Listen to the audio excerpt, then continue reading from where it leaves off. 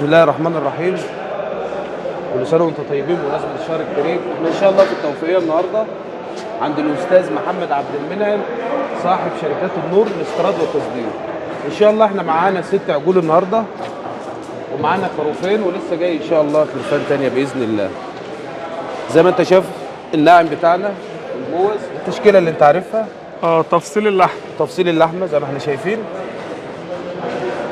ده الناعم بتاعنا، ده جزء من الموز لسه فيه جاي، وده الخشن بتاع العقل زي ما انت شايف نازله كده. ده خشن برضه؟ ده خشن، ده ناعم، وزي ما انت شايف الصدوق بتاعنا لسه بيكمل برضه معانا، وده ضاني، وده خشن. طب احنا مخلين كل ذبيحه لوحدها؟ طبعا كل حاجه لها سوا زي ما احنا متعودين. تمام. الذبائح اللي معانا كلها ايه؟ كلها عجول دكوره ان شاء الله. شمبري بقر يا باشا، الصدوق بتاعنا، خرفان، الرستم،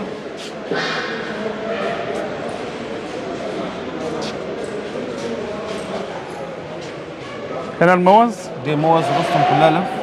تمام. ده طبعا الفيليه بتاعنا، خش الفرن ويتبل زي ما انت عارف. كل الصواني دي فيليه ان شاء الله. الفليل ده اللي هو ايه برضه يا شيخ احمد؟ اللي هو الروز بيف، اللي هو الظهر المدفون، الحتت الناعمه، الحاجات الجميله اللي احنا بنقطعها زي ما انت عارف في اي حاجه ناعمه عندنا. وهنا ده خشن برضه. ده خشن. يعني اللحمه اللي هي الصواني ده يا شيف كل ده فيليه. دي الحتت الناعمه اللي في الذبائح كلها. لازم نخليها كده نظام صواني وتاخد برضه تتبيله. طبعا. ده ما تتعود على الشغل. ما ينفعش تبقى معانا دي تسليقه دي. لا تنهاري على طول. عاملين طبعا كميه كبيره. 6 عجول يا استاذ، ده فطار مره واحده باذن الله، مش زي ما احنا متعودين. ده فطار معانا في رمضان مره واحده. كل اللحوم اللي احنا قدامك دي هتنزل مره واحده. ماشي زي ما انت شايف. ناعم برضو.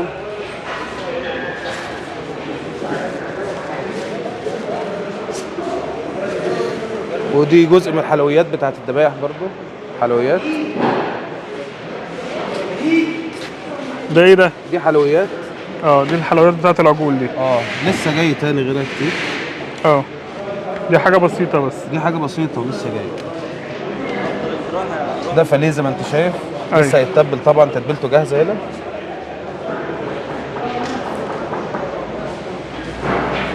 هنا الموز. ده موز رستم برضو.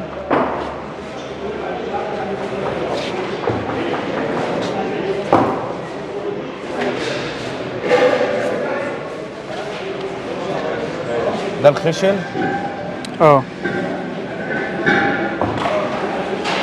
ان شاء الله هناكل كام فرده شيف بكره ان شاء الله ال6 ذبايح دول؟ ان شاء الله 3 ونص 4 على حسب الظروف بقى. طبعا احنا باستعداد لاي حاجه، ممكن تلاقي 5 تلاقي 6، احنا جاهزين برضه. معانا بسم الله ما شاء الله المكان واسع، الدنيا حلوه يعني. برضه الصدوق ده شيف تعبئه ايدينا برضه. كله يا باشا هتشوفوا شغالين فيه، كله تعبئه ايدينا وصنع بلدنا ان شاء الله، مع الشيف العالمي الحاج محمود ابو حطب. دي طبعا المحاشي لسه جاهزه، لسه هتنحشي كلها دي. احنا عاملين قد ايه محاشي؟ احنا عاملين 300 كيلو كوسه، وفي بتنجان، وفي ورق عنب. بتاع 30 40 كيلو ورق عنب. كل ده هنشوفوه مع بعض بكره ان شاء الله.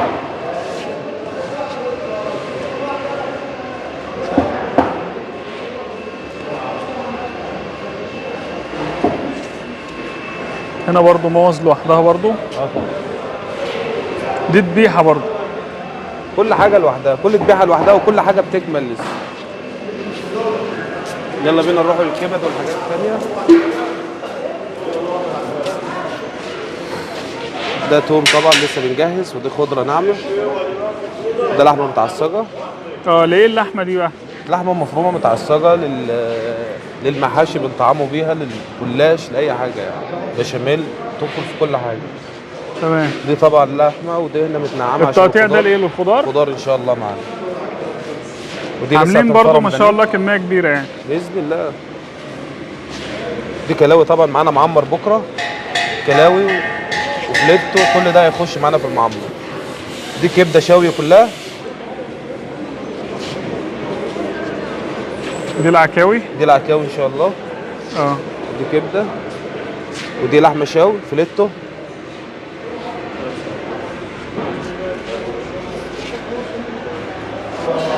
هنا ايه بقى؟ ده فليتو هينشوي ان شاء الله على الفحم بكره. ايوه. وده برضو قلب البرام المعمره. ودي خصاوي لسه هتكمل طبعا، معانا خصاوي لسه 3 زيهم. دي تمام. بسله الخضار. ده هيبقى انت شايف؟ طواجن الخضار ده. طبعا كل ده طواجن. وده الممبار معانا.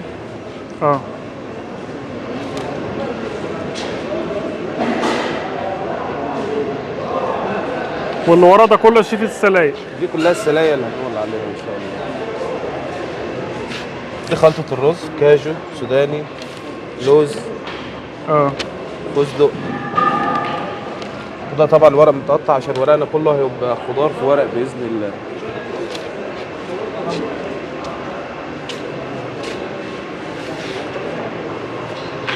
طبعا ما شاء الله كميات كبيره خالص. احنا بنسوي امتى بقى يا شيف؟ ان شاء الله ده فطار يعني، كله هيسوي بكره لسه ان شاء الله الظهر او بعد الظهر كمان. ونلحق برضو نخلص الكميه دي طبعا كلها. معانا وقت 6 ساعات لسه نلحق نعمل كل حاجه عشان الاكل يستوي يطلع على طول يتاكل. الارض بتاعتنا تمام. اللي هيبقى فيها. هنا اول حاجه هنا ايه يا شيف؟ ده طبعا فليه، صدق، ورق عنب، قصاوي، برضو فليه. دي لحمه خشنه.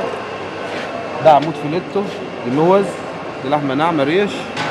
وتحت الكبده معانا قلب هنا، ومعانا لحمه اللي هي الشاوي الفليتو. ده طبعا الكفته. الكفته دي ايه؟ مشويه؟ مشويه ان شاء الله.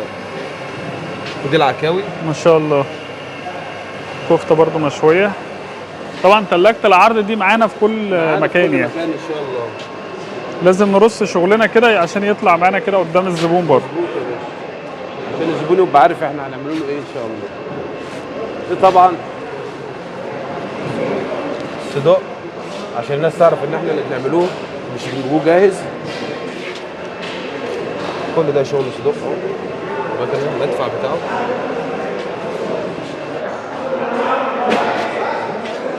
ان شاء الله معانا شاورما بكره برضه، مكنه شاورما. طبعا السياخ هتجهز بكره وفراخ. شاورما لحمه ولا فراخ؟ الاثنين ان شاء الله، لحمه وفراخ. يعني معانا الاثنين بكره باذن الله. تمام. هنا هيكون في ايه؟ اوبن بوفيه سرفنتج بيتعبى، يبقى اوبن بوفيه بره عشان اي حد يبقى ناقصه حاجه نتعبى له على طول. تمام.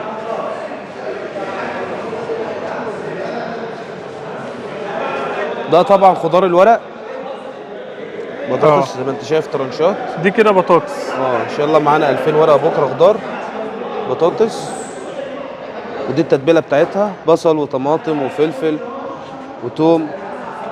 طماطم، فلفل، كل ده هيتقلب معاها لسه، وجزر. التتبيله دي شغاله معانا في ايه بقى؟ شغاله معانا في الورق دي، معانا 2000 ورقه ان شاء الله بكره. ما شاء الله كميه كبيره. هنا برضو الشيفات اهي شغاله بتلم كده برضو الوجبه اهي. بيضيفوا برضو هنا كده التتبيله تحت في الارضيه، وبعد كده اللحمه. صلى على النبي يا ريس.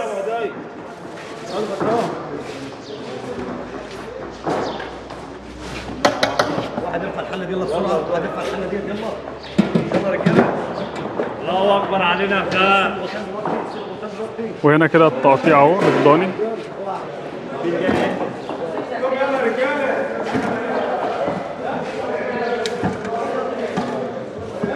صلى على النبي، صلى على النبي يا ريس.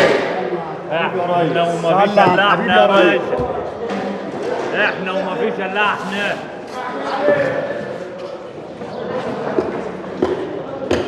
يلا ابويا، تمام يا ابويا، يلا ابويا يلا.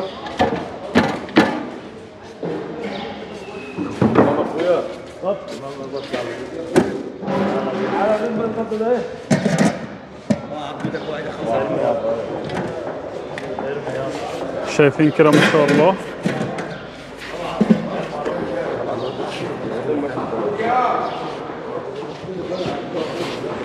طبعا التقطيع 4/4 اهو.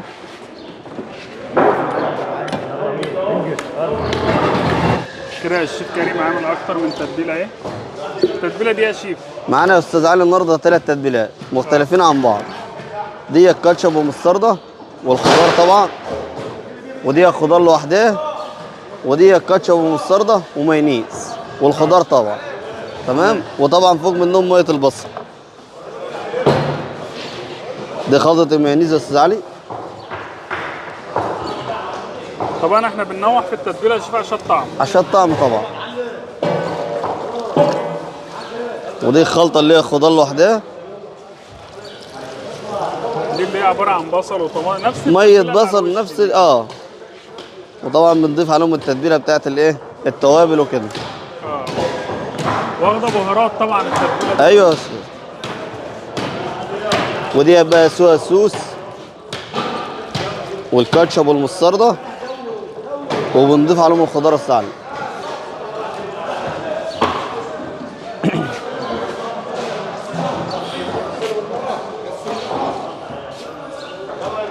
ده يا استاذ علي ان شاء الله رجاله الحاج محمود ابو حطب.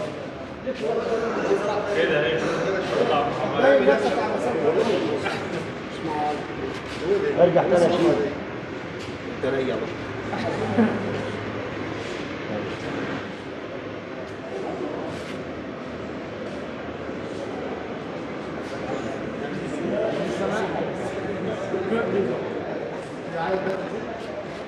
صلي على الحبيب.